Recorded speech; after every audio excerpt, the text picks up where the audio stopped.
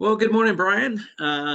Thank you for taking the time to join us today. If you wouldn't mind taking a moment and go ahead and introducing yourself, give a little bit of background that you have, and then we'll get to our topic of choice. Good morning, everyone. Brian Searle, Floor Coverings International, Toth Floor Covering International, Avon Lake, Ohio. A little bit about me. This is my 34th year in the business. I've covered all aspects of the business from sales to owning my own companies a few times in this business to project manager.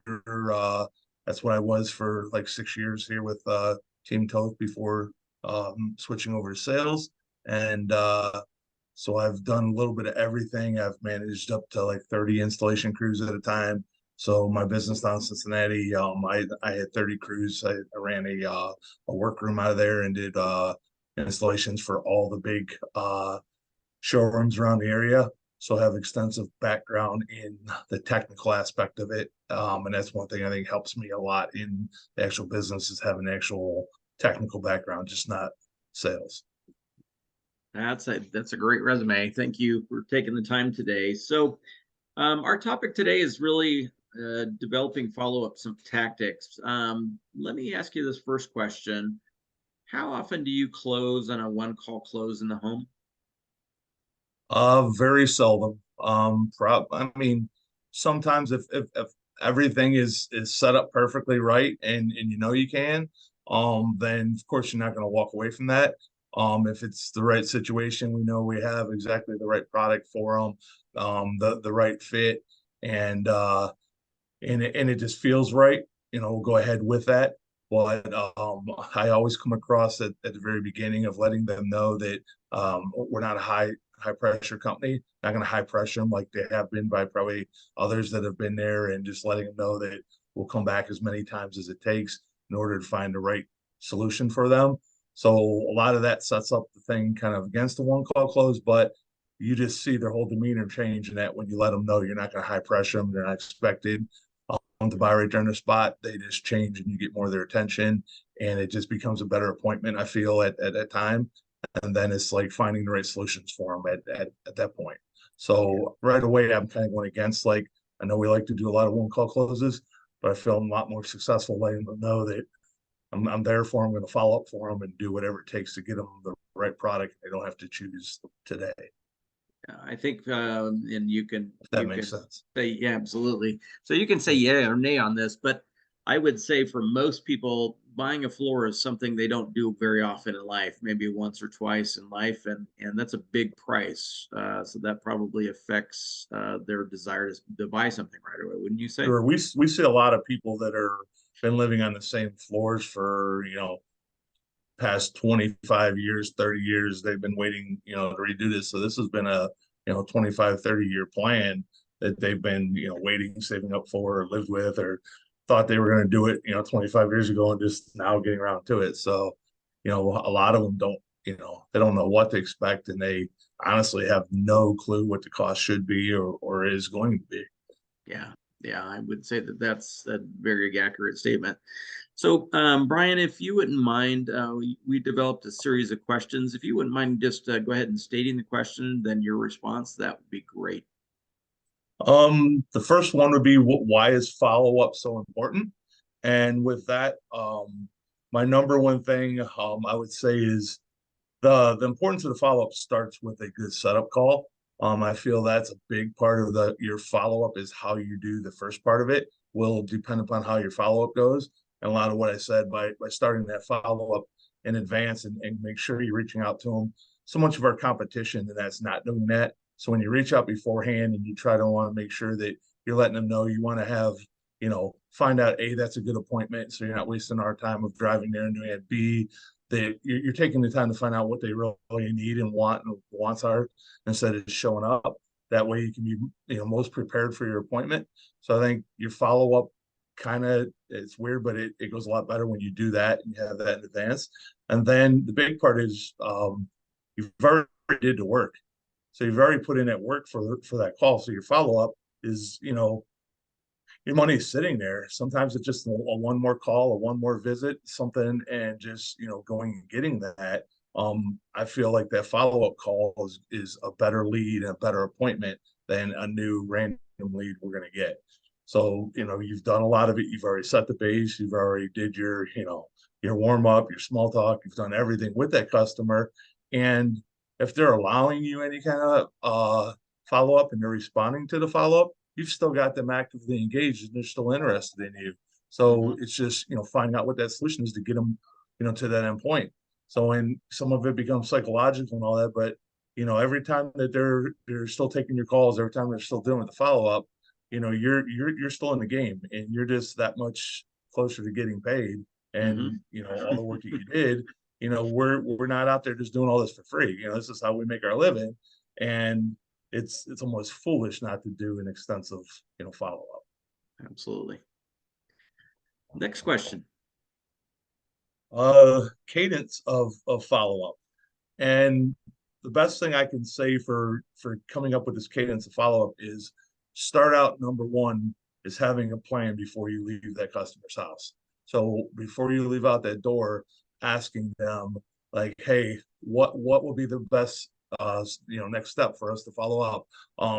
Can I call you on next day, a few days away? Like, what would be the best situation for you? Like, how much time do you need? Do you need to talk this over? Is somebody else paying for this? Is you need to speak with your husband and wife? Is what's the best time? Because I want to put you in my calendar now, make importance to it and just have a scheduled plan before I leave here and start with that. And then asking that question, they're generally going to tell you, well, I just need a day or two to think it over, or I'm waiting, it opens up the door to find out where they're really at. Like maybe Hmm. they're getting another quote on Friday and they're going to tell you, and I have it happen like, yeah, I'm getting a second quote on Friday. So if you want to call me Saturday, or that'll be fine. A lot of times when they don't buy in a spot, there is an objective. It's just ask, not being afraid to ask that question, and then you'll find out A, where you're at, and then B, when they feel most comfortable with that contact. From there, after that one, what I do is I keep a running list and like I'll at first for the first week or two when it's hot, I'll follow up with them like every 2 days and I'll make a note of it and then I'll follow back up with them 2 days for a week or so. And then I'll follow up with them like every 3 to 4 days for another week. And then once I get to that point when we're about 2 weeks out and it still hasn't closed it, I'll ask them again the same thing I asked them when I left the house. I don't want to, I don't want to feel like I'm being pushy to you. That I'm just trying to make sure, I'm following up with you and giving you, my attention. When would be the next time to contact you again next? So you're not crossing that line when you're doing it that way. You kind of follow up for a few times when it's hot. After that, if they haven't closed in 2 weeks or 3 weeks, it may not, and then you risk that point of being too pushy. So just asking that question again is, hey, I want to make sure I'm following up with you, but I don't want to be too pushy with it. When can I contact you next? And Awesome. then so you show it a little up front, and then you kind of take over for a while and you try to close it. And then because we all know once it gets farther and farther out, less chance you have of closing it. So Hmm. you get a month out or something, you're becoming a lot less percentage. That first 2 weeks or so after your visits is pretty much the good time to land. Now there's always something that they may be getting a refi on a house, or they may be getting something that's Right. out of their control that's taking a little longer. But generally, you know, the more questions you ask, the more answers you get, the better you can serve them. So like I tell people like right in my warm up and that like I'm gonna ask you a lot of questions. I'm not being nosy. I want to best, suit you and fit you. So these questions will help me in, and how this process goes. And so I'll ask a lot of upfront questions instead of doing like an overly cheesy warm up or something and trying to like be fake to them. I generally ask more questions during that warm up time. Okay. So what techniques do you use to follow up? Is there anything special that you do that is something that you found very effective? Yeah, so my best one would probably be is during that every time I reach out to them, like if I call and don't get them, and then I send I follow up every call with a text because a lot of times they don't recognize the number, they're not answering that, and I found more and more today people are responding way better to text and email than Hmm. actual phone call. So every time I reach out to somebody, I end it with basically I say, is there anything else I can do to help you, or is there anything I can do to earn your business? Hmm. And asking that question, I get a lot of great answers in response. Sometimes that'll tell me like a lot of times what it is. When you say, is there anything I can do to help it? They'll just say like, no, I really appreciate all your follow up. This is great. I appreciate, and then they'll tell you like, you follow up more than the other companies have. I haven't heard from them, and they'll give you feedback and justifies with the other company how they're not following up, and just you basically, but by asking that, you'll get a lot of answers, and Hmm. then I'll follow up with like also, is there any other samples that I can bring you? Can I order you a larger sample? Asking maybe they're unsure, but they're not telling you or something. Maybe they're unsure of the color and say, can I order you a larger sample? Finding a way to get back, um, to that house. And then a Hmm. little thing I'll do sometimes too is I'll either call them or just text them with a new sample. Like one that I know I didn't show them, but it's close to what they were looking at, and be like, hey, we just got this, new range of samples in this new line of samples. I think it may be exactly what you're looking for. And either send it to them or say, hey, can I bring this by and drop it off at the house or whatever, and just let them know you got something new and exciting. And a lot of times that allows you back in, and it may just be a little tweak of something that it's got a little more gray that they like, a little more beige, a little more something, Hmm. and it just shows you're still thinking about them a week or two later. You still got them at top of your list, and you're willing to come back, and you're bringing that back, and then the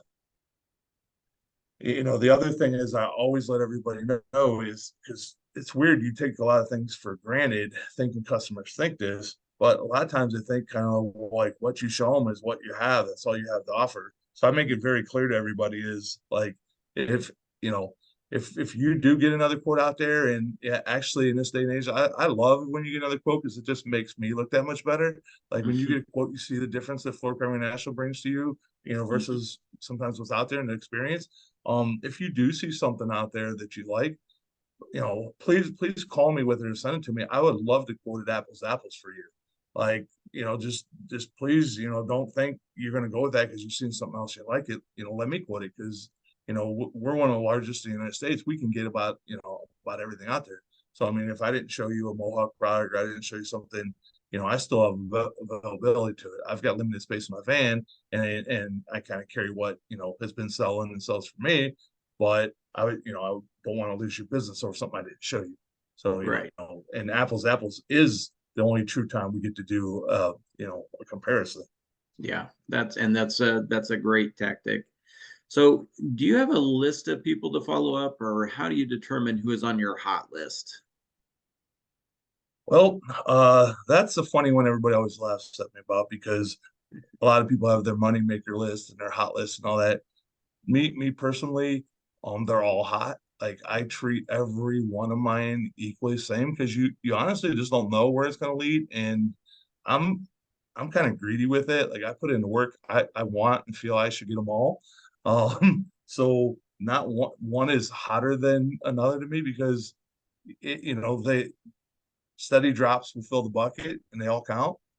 So I don't want to put all my effort possibly into just a super larger one, and Sure. because it's large, that's my hot one. I put equal effort into all of them, but what I do is I keep a running list of my appointments for the month. So like every day I write in a calendar book with me, I write what my appointment was and I list them, and then I start tracking my follow-ups. I kind of do like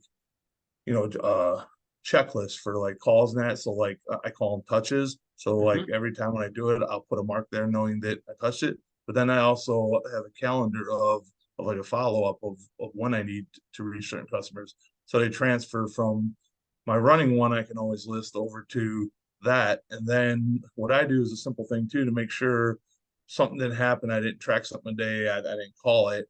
Is generally like every weekend or at least every 2 weeks, I'll go into the customers tab and I'll print off like my recently viewed. So that'll have all the customers that you recently viewed and ran. And I'll print that sheet off and start highlighting and making notes of did I sell it and make a sold sign on it, or make notes and highlight on a sheet that I'll just print off like every few weeks. And then at the end of every month, like those last 3 days of the month, I go through and do a full printout for like the past, 2 months, and Hmm. then I'll sit down and make phone calls, and off of that sheet, call like the past 2 months of people and do a follow-up blitz like the last few days of the month. Awesome. So that's so you have a very focused follow-up time, and then you continue later, even reaching out to people 2 or 3 months out to make sure that Right. they've At, got at that at opportunity. least 2 months of solid right on it. Awesome. And do you ever get concerned about getting people upset because you're following up so much? It is it is a fine line that you try to walk, but I feel as long as you're coming across sincere and helpful and not pushy and needy, like that you're trying to close, or we're never calling saying, hey, we're running that manager special. We're running this if you buy today. I never use those type tactics of like a pushy situation of like trying to feel like you're being, super needy and that with it. So as long as you're ending it all like, hey, I'm just making sure that I'm doing my job and I'm following up and you know, I just like to check in and stay on top of things and see if there's anything else I can do, helpful, anything I can bring you. When you're making it about them, not about you, you generally don't, do that. And then the way I do it by after those 2 weeks or so, asking them when can I contact you next? I'm putting the ball in their court and asking for it and not be pushy with it because I'm being, concerned to their time frame and feelings. And it's just, there's here and there you get, there may be a couple percent points that, you think get a little, you know, bothered by the follow up, but in general, the majority of people appreciate it and they're not getting it out there elsewhere. Our competition is just horrible with follow up and that if they don't sell it on the spot or by the next day, they're just moving on. Like I hear so many people that don't even get, proposals out there. They don't get, somebody come and then they don't hear from them and all this other stuff, let alone a follow up a week later or, 2 weeks later. Wow. Well, Brian, I want to thank you for taking your time today to just share your wisdom and insight that you've had from many years of doing what you do. And thank you again for just sharing the techniques and skills that you have developed over the years with our new franchisees. And we wish you well. Yeah, no problem. I'm happy to be here and I'm here as a resource. If any of them, anybody needs any help with anything, I always have an open line of communication. Anybody, and I do actively help. I talk to numerous newer franchises around and have been able to help them and mentor them a little. So if anybody ever has any questions, they can call, text, email me. I do not mind giving back. Excellent. And this is Brian Searle, and we thank you so much.